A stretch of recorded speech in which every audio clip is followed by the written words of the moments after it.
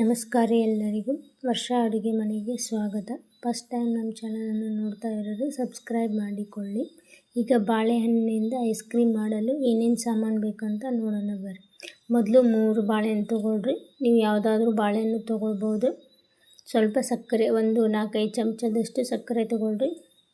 ಸಣ್ಣದಾಗಿ ಹೆಚ್ಚಿಟ್ಕೊಂಡಿರುವಂಥ ಬಾದಾಮಿ, ಸಣ್ಣದಾಗಿ ಕಟ್ ಮಾಡಿ ಇಟ್ಕೊಂಡಿರುವಂಥ ಗೋಡಂಬಿ, ಸಣ್ಣದಾಗಿ ಹೆಚ್ಚಿಟ್ಕೊಂಡಂಥ ಒಣ ದ್ರಾಕ್ಷಿ ಹಾಗೂ ಒಂದು ಬಟ್ಲ ಹಾಲು ತೊಗೊಳ್ರಿ. ಇಷ್ಟು ಸಾಮಾನು ಬೇಕು. ಈಗ ಹೇಗೆ ಮಾಡೋಣ ಅಂತ ನೋಡೋಣ ಬರ್ರಿ. ಮೊದಲೇ ಈ ರೀತಿಯಾಗಿ ಬಾಳೆಹಣ್ಣು ಕಟ್ ಮಾಡಿ ಇಟ್ಕೊಳ್ರಿ. ಕಟ್ ಮಾಡಿ 1 ತಾಸು ಫ್ರೀಜರ್ನಲ್ಲಿ ಇಡಬೇಕು. ನೋಡಿ, ಈ ರೀತಿಯಾಗಿ ಫ್ರೀಜರ್ನಲ್ಲಿ ಇಟ್ಟ ನಂತರ ಇವನ್ನ ತೆಗೆದು ಒಂದು ಜಾರಿಗೆ ಹಾಕ್ಕೊಳ್ರಿ. ಈ ರೀತಿಯಾಗಿ ಮನೆಯಲ್ಲಿ ಐಸ್ ಕ್ರೀಮ್ ಮಾಡಿಕೊಟ್ರೆ ಮಕ್ಕಳು ಮತ್ತು ದೊಡ್ಡವರು ಎಲ್ಲರೂ ಇಷ್ಟಪಟ್ಟು ತಿಂತಾರೆ. ಈಗ ಇದಕ್ಕೆ ಸಕ್ಕರೆ ಹಾಕ್ಕೊಳ್ರಿ.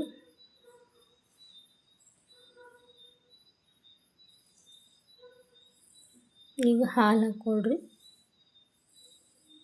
ಹಾಲು ಹಾಕ್ಕೊಂಡು ನುಣ್ಣಗೆ ಪೇಸ್ಟಾಗಿ ಮಾಡಿಕೊಡ್ರಿ. ಯಾವುದೇ ನೀರು ಹಾಕಬೇಡ್ರಿ.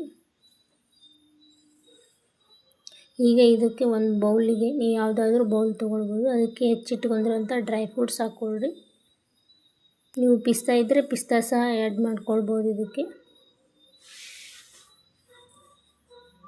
ಹಾಗೆ ನಮ್ಮದು ಇನ್ನೊಂದು ಚಾನಲ್ ಇದೆ, ವರ್ಷ ವ್ಲಾಗ್ಸ್ ಅಂತ. ಅದರ ಲಿಂಕನ್ನು ಡಿಸ್ಕ್ರಿಪ್ಷನಲ್ಲಿ ಕೊಟ್ಟಿರ್ತೇನೆ, ಹೋಗಿ ನೋಡಿ. ಆ ಚಾನಲ್ ನಿಮಗೆ ಇಷ್ಟ ಆದರೆ ದಯವಿಟ್ಟು ಚಾನಲನ್ನು ಸಬ್ಸ್ಕ್ರೈಬ್ ಮಾಡಿಕೊಳ್ಳ್ರಿ.